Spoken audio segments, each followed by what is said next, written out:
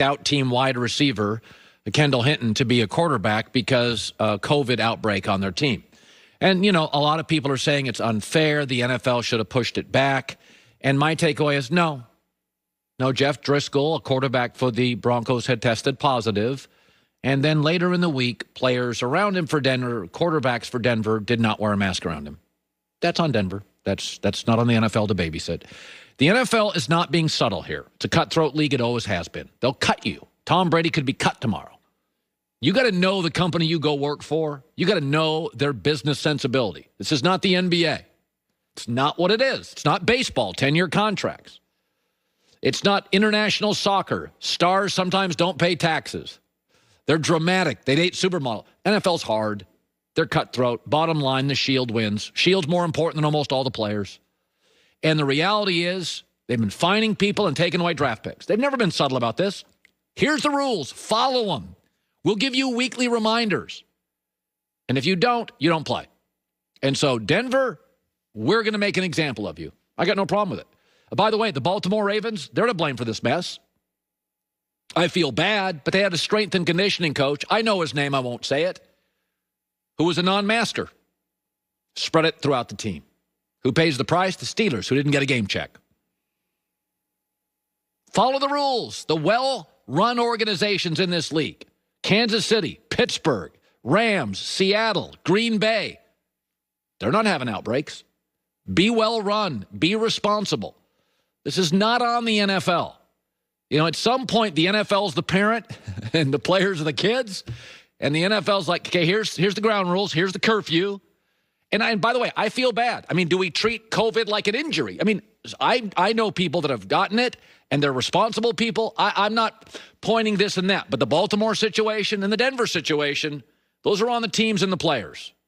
And again, people are picking it. At the grocery store I go to, I don't go as much as I used to, everybody wears masks. And I'm looking at studies where they say even wearing masks, the grocery store is like ground zero. People get it. So I'm not saying just irresponsible people get COVID. We're flying on planes. You hope you don't get it. But these two situations, teams have to own up to it. The NFL's not been subtle. They have not been the permissive parent. Fines, draft picks.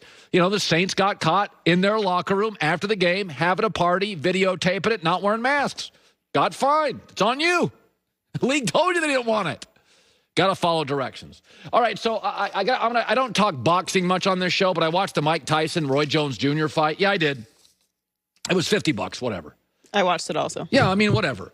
So I don't care if you agree with this or not, but Mike Tyson's 54. Prove me wrong. I think he could, if given the opportunity, be heavyweight champ of the world still.